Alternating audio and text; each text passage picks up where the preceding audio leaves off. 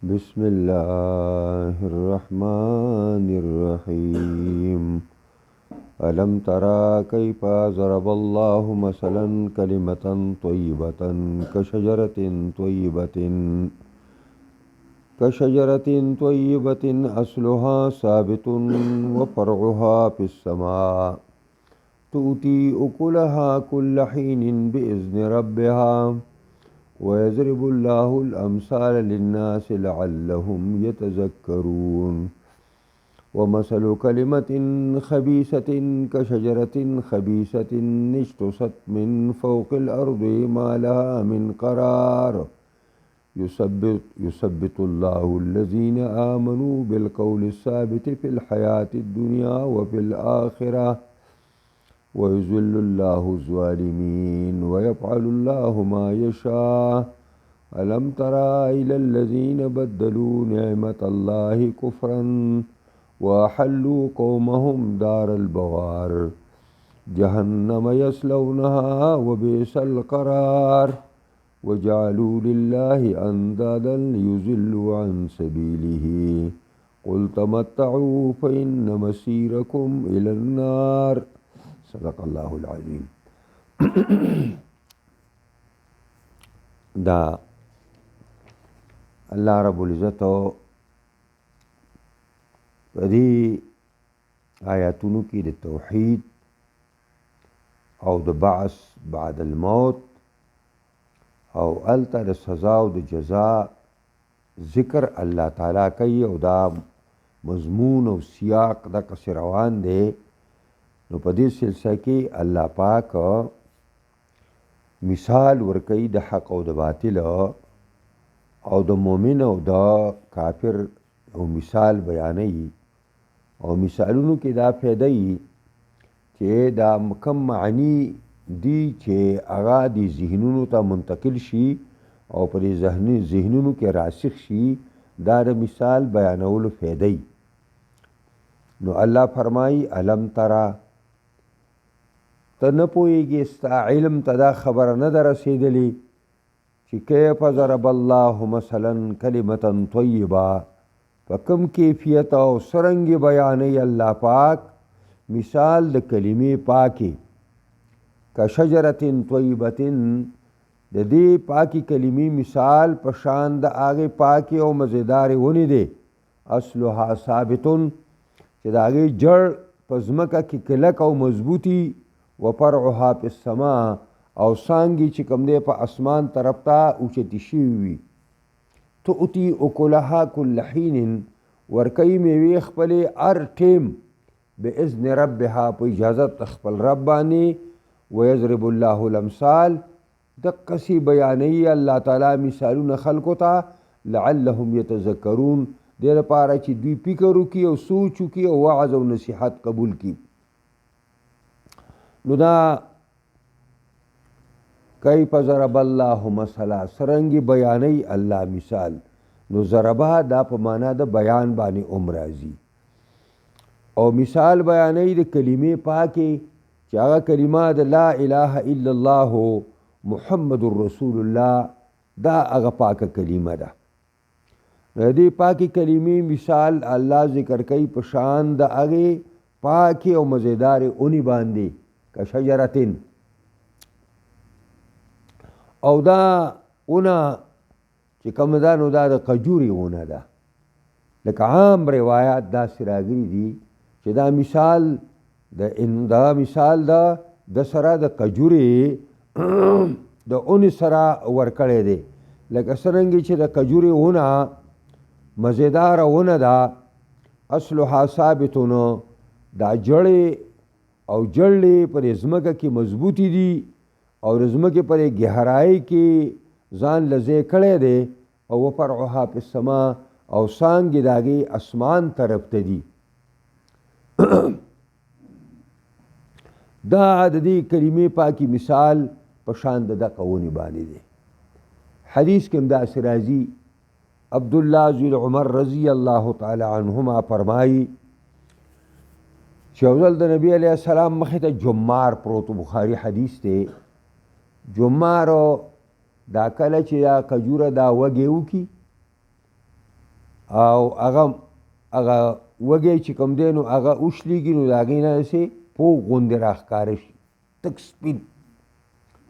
نو عرب هغه هم خوري نو دا جمار چېرته راوړو د پیغمبر خدا مخې ته پروت و نو نبي علیه الصلاة وسلام ویلي چې الله تعالی د یو ونې ذکر کوي چې دا اونه په شان د مؤمن باندې ده د دې هر طرف او هر پهلو چې کوم دی خیر دی چې دا کومه اونه ده نو عبدالله صاحب وایي دا مشران ناستو په ټولو کې زه کشر وم نو ټولو خلکو خپل ذهنونه د وادیې په دې ونو کې شروع کړ چې دا به کمه ونی زما ذهن کې کېناسته چې دا کجورې ونه ده خو ما غږ ځکه نه کوو چې حضرت عمر او حضرت ابوبکر صدیق هم ناست دي اکابرین ناست دي او زه په ټولو کې ما وکتل ټولو کې زه کشر وم نو ما دې وجې نه غږ ونه کړ بیا نبي علیه الصلاة وسلام په خپله وویلي چې دا د کجورې اونه ده وی بیا ما خپل پلار ته وویل چې دا زما په ذهن کې کېناسته چې دا د کجورې اونه ده خو تاسو غږ نه کوو نو دې وجې نه زه وشرمېدم نو ما ونه ویلي چې یاره دا د کجورې اونه ده نو حضرت عمر رضی الله عنه ورته وفرمایل چې رضویه که دا خبره د پیغمبر خدا مجلس کې کړی وی که نه نو دا ماله د سرو اوښانو نه ډېره زیاته قیمتي وه یعنې صحابه دومره په علم باندې عاشقان وو او دومره د علم سره د هغې ګهره تعلق و او د هغې وجه را چې دغه د علم د وجې نه سړي له الله دنیا و آخرت کې عزت ورکوي نو دا که تا ویلی دا به زبردسته خبره وه او دې وجې نه دا په احادیثو کې هم راغلي دي چې دا اونه چې کومه ده دا د کجورې اونه دا ستاسو ترور ده یعنې معنا دا ده چې دا د آدم علیه السلام نه چې کومه خټه د هغه د کالبوت نه او د هغه د جسد نه زیاته شوه نو د هغې نه حوا به او دا قجوره ساده شوې ده نو په دې معنا باندې قجوره ډېر لوی اهمیت لري په دې اماراتو ته به زه تلم نو یو ځلې ملګرو دا ټیوي لګولی او پای کې یو څوک حکیم به یا به یو عالم خو ډېر لوی مشر سړی او په دې قجوره باندې هغه یو لیکچر او یو درس ورک او چې دې کوم صفتونه یې وکړه زه حیران کړم چې دقسې دلته هم الم ترى کیف ضرب الله مثلا کلمة طیبة ستا علم ته دا نه ده رارسېدلی ته نه پوهېږې ته نه وینې چې څرنګې بیانوي الله مثال د کلمې پاکې چې کلمه د توحید ده او دې کلمې د توحید کې سره چې څومره کلمې پاکې دي مولانا شبیر احمد عثماني وایي چې څومره پاکې کلمې ټولې دې کې رادن نه شوې رښتیا ویلو هم پکې رادن نه شو کشجرة طیبة دې مثال په شان د هغې پاکې ونې دی چې اونه د کجورې ده اصلها ثابت چې د هغې دا جړلې په ځمکه کې مضبوطې دي چې هر قسم زول راشي او افت راشي نو دا د سټې نه نشي ایستلی او وفرعها فی السما او څانګې په اسمان کې دي اسمان طرف ته پورته شوي دي او لوړې دي نو دې وجې نه چې د ځمکې کوم آفتونه په میوه باندې اثر انداز کېږي نو د دې په میوه باندې هغه اثر اندازي نه راځي د هغه ځمکې د آفتونو تؤتي اکلها ورکوي خوراکې خپلې او میوې خپلې کل حین هر ټیم باذن ربها په اجازت خپل پروردګار باندې ټول کال په دې کې میوې ټول کال په دې کې میوې او دا میوه کله بسري او کله چې کوم دی نو پخه شي اوچه شي په دې طریقه باندې د دې دا میوه نه خلاصېږي او ټول کال د دې میوه چلیږي داسې. دقسې مؤمن دی، دغسې کلمه د توحید ده چې د دې برکات نه ختمیږي، د دې هغه نیک آثار نه ختمیږي، دا دقسې روا دي. ویضرب الله الامثال، ذکر کوي الله مثالونه خلقو ته لعلکم یتذکرون، دې دپاره چې دوی پند او نصیحت قبول کړي او سوچ او فکر وکړي. ومثل کلمة خبیثة کشجرة خبیثة اجتثت من فوق الارض ما لها من قرار. او مثال د کلمې پلیتې سخا کلمې چې هغه کلمه د شرک ده، د کفر ده، او دې کې هره پلیته خبر رادن نشوه، هره پلیته خبره، حتی چې په دې کې دروغ هم رادن نشو، دروغ گویی دا هم کلمه پلیته ده. کشجرة خبیثة، د دې مثال په شان د پلیتې اونې باندې دی، او روایت زیات په دې کې راغلي چې دا د حنظل اونه ده، یعنی د مړغونې اونه ده. داسې خبیثه اونه چې اجتثت من فوق الارض، چې را نیولې کېږي او را ایستلې کېږي پورته د ځمکې نه، یعنې د دې څه جړله دومره نشته، او چې ته ورته لاس کړې نو ایسته راوځي درپسې. نو په ځمکه کې هم جړلې کلکې او مضبوطې نه دي. دقسې د کلمې د کفر او د کلمې د شرک دقسې بنیاد نه وي.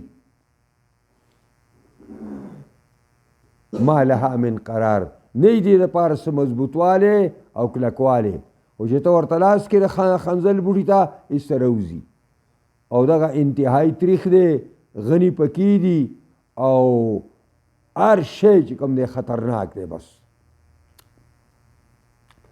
یثبت الله الذین آمنوا بالقول الثابت فی الحیات الدنیا وفی الآخرہ، مضبوطی اللہ او کلکی اللہ کسان لرا چې مومنان دی، بالقول الثابت، پاغا قول ثابت او پاغا قول مضبوط باندې په دې ژوند دنیا کې او په آخرت کې. ویذل الله الظالمین، او گمراه کوي او خطا کوي الله ظالمانو لرا. ويفعل الله ما یشاء، کوي الله هغه چې دا الله خوښه شي، څه د الله خوښه شي هغه کار الله کوي. دا په دې قبر کې چې مومن کې خودی شي، نو هغه د بخاری او د مسلم شریک حدیث دی، متفقون علیه. فرشتي ورته راشي، یو ته نکیر وایي، یو بل ته منکر وایي، او دا دواړه ترې تپوس کوي. او تپوس دا دی چې من ربک وما دینک ومن نبیک، ستا رب څوک و، ستا د ژوند ضابطه څه وه، او د دې سړي په باره کې څه وی، جناب رسول الله ورته یاد کړي. نو دا تپوسونه چې وکړي، نو چې نیک صالح دی، الله سره جوړ دی، شریعت اسلامی لپاره ټول عمر کارونه کړي دي، د اسلام د غلبې دپاره خبره کړې ده، منډې وهلې ده، محنت یې کړی دی، کوشش یې کړی دی، او د محمد مصطفی واقعي امتی دی، واقعي امتی دی. نو دی جواب ورکړي چې ربي الله دینی الاسلام، او دا جناب محمد رسول الله دی چې د الله د طرف نه موږ ته یو کتاب راوړی دی چې پای کې د ژوند تمامې مسلې حل شوي. دا خبره نو فرشتي دې ته وایي چې عشت سعیدا و مت سعیدا، دنیا کې چې ژوند تیراو د نیکۍ ژوند دې تیر کړی او چې مړ کېدې نو نیک مړ وې،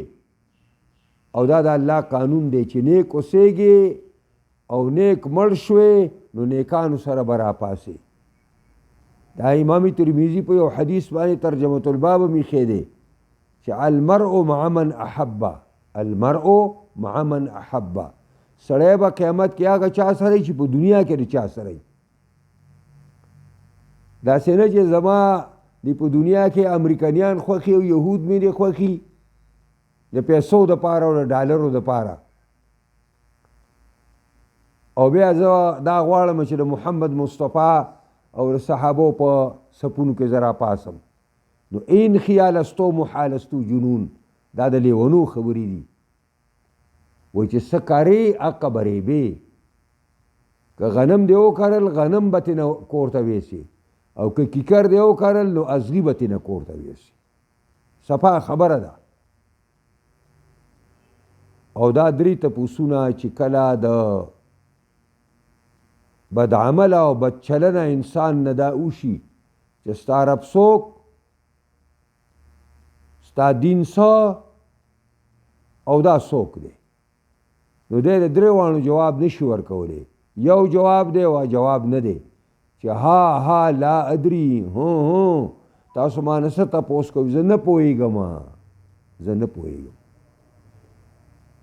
نو دا خدای هلته ګونګې کي. دا دلته چې دونه چالاکئ او د خپلو رشوتونو او د خپلو دغه دپاره کم الفاظ استعمالوي او کمې قلقلې کوي، دا هلته ګونګې شي، ګونګې په قبر کې ګونګې شي. بیا وایي زه په څه نه پوهېږم، تاسو ما نه څه تپوس کوئ. نو فرشتې ورته په جواب کې وایي چې لا دریت ولا تلیت، هلاک شي نه دې د عقل نه کار اخیستی و چې دا خپل عقل دې چلولی وی چې زه الله څه لپاره پیدا کړی، او دا ځمکه او اسمان چې الله پیدا کړي نو مخلوقات الله پیدا کړي دي، دا د څه لپاره پیدا دي؟ دا هسې یو تماشه ده، دا یو لوبه ده، او که نه دا په یو حقیقت باندې الله تعالی پیدا کړي دي. نو دی په دې باندې نه پوهېږي، دې باندې ده سوچ نه و کړی. یا ټول عمر د دنیا په راټولولو کې او بغیر د فرق نه د حلال او د حرام او د جایز او د ناجایز بس راټولولي کړي دي، راټولولي کړي دي. نو دی ویلا اولا تلیتا نه دې تلاوت کړی چې چا ته دې ګوډه ماته کړی وی، قرآن دې ته ویلی وی، حدیث دې ته ویلی وی، فقه اسلامي دې ته زده کړی وی، نن به دې سره نه وی مخامخه. ولا تلیتا نه تا تلاوت کړی دی. او دا هم یو معنی ده چې تلا یتلو تلون شي، نو دا په معنا د ورپسې کېدلو باندې تابعدارۍ ته وایي. لتبعت الله ورسوله، تا د الله او رسول تابعداري نه ده کړې.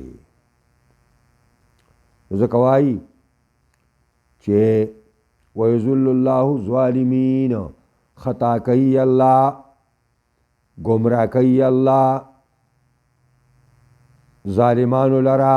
بس هر څه ترېنه ایر کي، بیا جواب نشي ورکولی، ګونګې احتساس شي. ویفعل الله ما یشاء، او کوي هغه الله چې د الله څه خوښه شي. الم تر الی الذین بدلوا نعمت الله کفرا واحلوا قومهم دار البوار جهنم یصلونها وبئس القرار. نګورې هغې کسانو ته ستا علم ته دا خبر اندر رسېدلې څه بدلو نعمت الله چې بدل کړی دی نعمت د الله په کفر باندې. توحید او اسلام دغه د الله نعمت دی، دای بدل کړی دی په جحود، په انکار باندې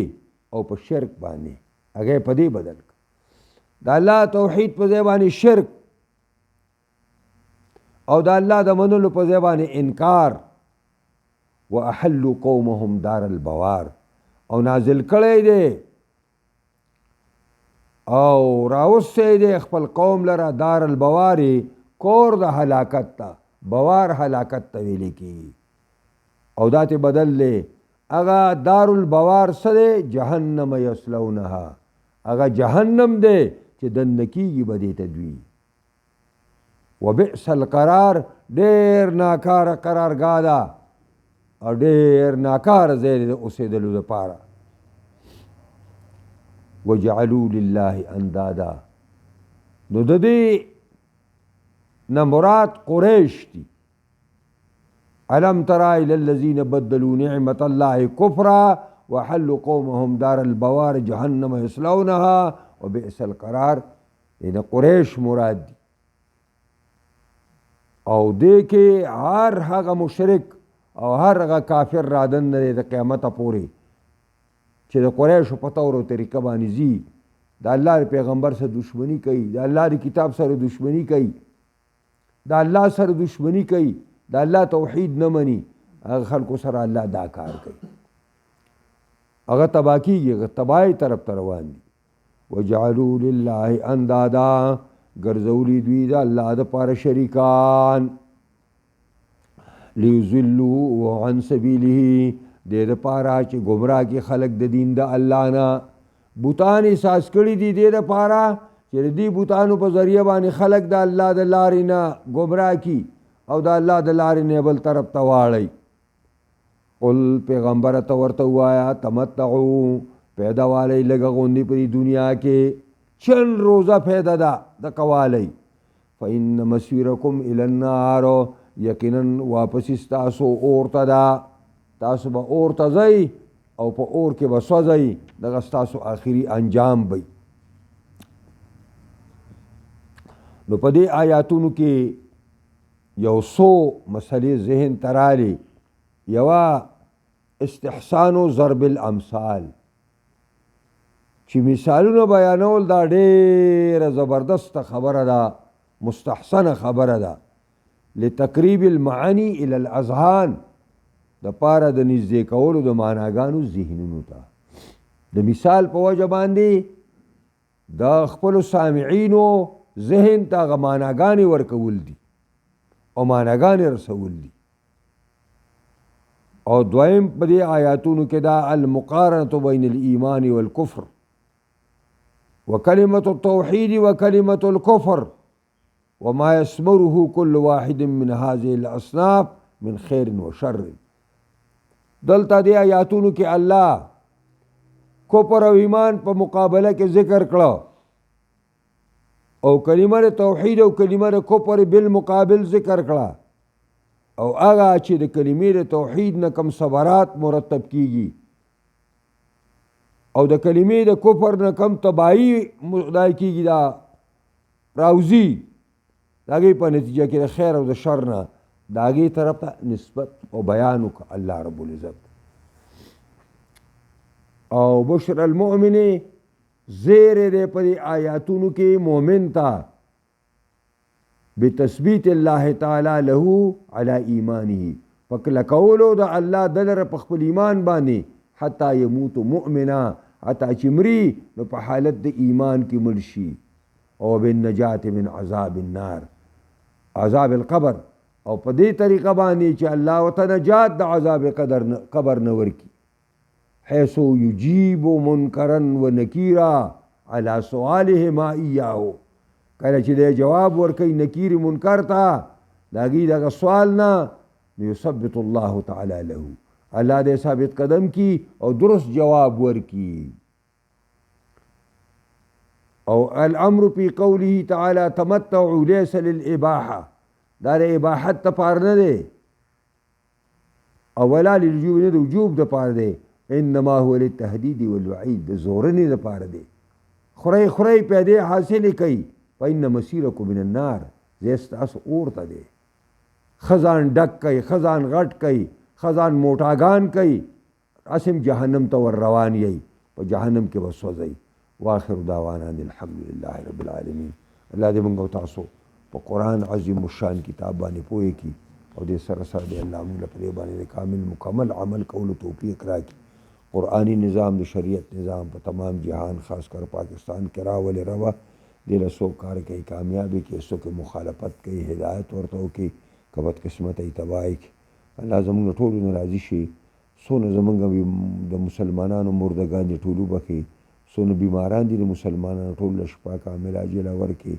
الله زمونږ ټولو په حالت باندې رحم وکړي، خاتمه زمونږ ټولو په ایمان کې. اللهم ربنا آتنا فی الدنیا حسنه وفي الآخرة حسنه وقنا عذاب